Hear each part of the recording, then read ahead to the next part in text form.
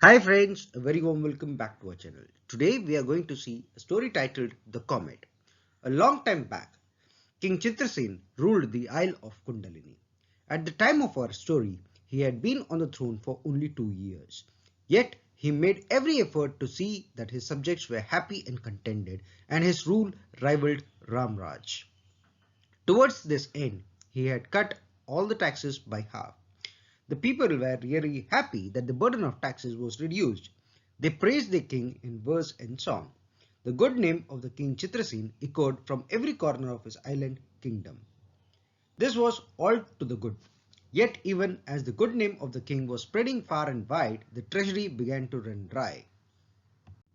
As the money dwindled in the royal coffers, the administration became topsy-turvy. The chief minister was, however, a clever fellow. He had foreseen some of the consequences. He had also been warning the king time and again. Only the king was bent upon doing good to his people, and the minister's word fell upon deaf ears. So ultimately, the minister had to give up. Now, the treasury was quite empty. The minister had to do something about it. So he approached the king and submitted to him respectfully. Sir, it is true that our subjects are happy, but then the state is bankrupt. Nothing can be done without money. I cannot discharge my duties unless I can get things done. So I request you to relieve me of my responsibility. Has it come to that? The king asked in surprise. I hate to say this, sir, but the balance in our treasury is hardly enough to pay the gardeners of our palace. In another week, the monthly payment of salaries for our administrative staff as well as the ministry falls due. The minister replied, Is that so? We shall decide something in the court tomorrow. See to it that all the ministers and most of the important citizens shall attend, the king said. The minister nodded his head, but he could not guess what the king intended to do. Promulgation of new taxes was the only way of averting disaster. Holding the court was going to solve no problem, the minister thought. Anyway, the king had to be obeyed. When the people heard the announcement asking everyone to attend the court, they did not know what it was all about. They began to guess according to their individual fancies. Some people actually went about saying, Mark my words, the good king is going to do away with all taxes this time. Quite a few credulous people believed this rumor to be true. Next day, the court was filled to overflowing with many ministers and other officials as well as many important citizens. King Chitrasen entered the court and sat on the throne. At the king's command, the chief minister addressed the gathering with these words. We have had the fortune of being ruled by a kind and charitable line of kings. They have always treated their subjects as their own progeny. The taxes that were levied on us have always been purely nominal, but even these have been reduced by half in the present regime, as is known to one and all of you. Now has arisen the question how to administer the land with such meager taxes. Someone stood up among the crowd and asked the chief minister, Is it necessary to tax the people in order to carry on with the administration? This question amazed everyone.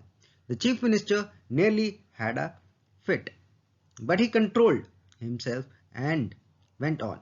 Compute for yourself. What is the population of our kingdom? What would it cost to provide the amenities for the entire population? The sick need medicines and treatment. Growing children require education. Any moment, enemies might attack the land, and our defense forces must be there to protect us. How can all these expenses be met except through taxation? Where else are we to look to for the funds and provide our people with all these amenities? It is the duty of every citizen to understand taxes and their purpose. At this point, the king interrupted the chief minister and said, What the chief minister says is quite true, but it is quite a matter of doubt whether we can restore the old taxes and collect them easily. There were whisperings all over the court. One bold fellow stood up and said, Your Highness, you should think twice before you increase the taxes again.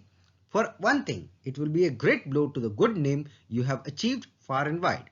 It is not a small matter that a king should go back upon his own word. Think well, Your Highness. Think well. The king could see that there was some truth in these words. It was out of the question that he should restore the reduced taxes and lose the good name he had been earning ever since he ascended the throne. So, other ways must be found to solve the present problem. We certainly do not intend to go back upon a decision which was once made, he said. The taxes shall not be enhanced, nor new taxes levied. On the other hand, the minister has explained to you the nature of the present problem. Let someone come forward with a solution. There was a hush over the entire court. People looked at each other and saw only blank faces. The silence was broken by the commander-in-chief, who stood up and said, "Your Highness, it is not very difficult to fill the coffers. There is a way of doing it, but it is a matter of great secrecy, and I can reveal it to your Highness only in strict privacy." So, a private audience of the king was granted to the commander-in-chief at 10 o'clock that night in the royal gardens. Meanwhile, the courtiers wondered what was up the sleeve of the commander-in-chief. They had to content themselves with the thought that the secret would be out next day. The commander-in-chief went to the royal gardens at the stroke of 10 and met the king. He said to the king, "Sir, our problem is to make the people happy and establish Ram Raj. It is not to be hoped that we will be able to raise a pie more through taxes. That leaves us with only one choice. Let us loot other kingdoms. It is one of the legitimate rights of kinghood. It is for this very purpose that armies and their commanders are maintained. I agree with you, Samarsen, but ours is an isle surrounded by the ocean. Imagine for a moment how much navy and military might is required to cross the ocean and conquer the foreign territory," the king said. "Sir, I shall answer for our military might," replied Samarsen, the commander-in-chief. "Then I leave the entire thing to you," said the king. "For conscription and other things, you will be requiring the royal authority. So take the royal seal." The commander-in-chief took the seal from the king and departed. He assembled all of his military chiefs and told them about the conversation he had with the king. They appeared to agree with the king in his doubts, but the commander-in-chief said, "You must remember that our purpose is only to cross the ocean and loot other lands. We do not intend to conquer or subjugate them. I believe that we have enough military strength for our present purpose." Someone objected, "But while we take away our armies abroad, the king will be left helpless in case of people's uprising. In the name of Mother Kundalini, such a calamity can be very easily averted," said an old veteran. "An internal revolution is bound to be headed by the youth. We must conscript all the young fellows." This was considered a wise measure. A proclamation was at once drawn up conscripting all male citizens between 15 and 40, and the royal seal was put to it. The next day onwards, military officers went round the various villages with copies of the proclamation and drafted all available young men into the army. Not all, however, joined willingly. "For heaven's sake, don't draft us and take us away from our kith and kin. We would rather pay taxes to any extent," they pleaded in vain. While those who voluntarily joined the army went along with the officers, those who protested and resisted were tied hands and foot and dragged away mercilessly. Some people went on a deputation to the king and complained against the conscription. "It cannot be helped," the king said. "Some of you have already praised me in song and verse for my considerateness in reducing taxes. If I enhance them again, you will again write songs and verses abusing me this time. You know that we never go back upon our decision. What we have decided upon shall take place." The conscription was over, and one auspicious day the armies got into the military vessels. Just as the king said start to the troop-carrying vessels, someone saw a mighty comet in the southeastern direction. Its head was glowing bright like the moon, and its enormous tail was flung across the sky.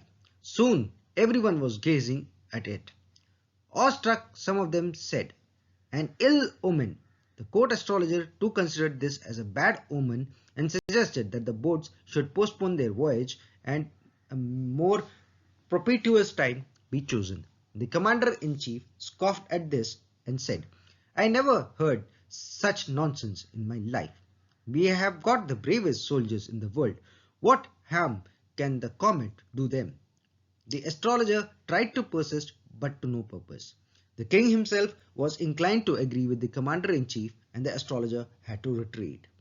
As for the anxiety of the soldiers, no one was bothered about it. As a matter of fact, there was no time to lose. An expedition like this was bound to take a lot of time. The commander-in-chief had a big task before him. He had to cross the ocean, fight his way into the other countries, loot them, and come back. Then only could the coffers be filled and the economic crisis be averted. That was the reason why the commander-in-chief ignored the ill omen. The hinge too supported for him, for the same reason. Finally, the commander-in-chief gave the order and the ships setting sail headed southeast in the direction of the comet. So this was the part 1 of the story, The Comet, published in the Chandamama magazine. This was a series continued, but till I come back with the next episode and the next video of the same story, till then stay safe and take care. This is your Chandamama signing off.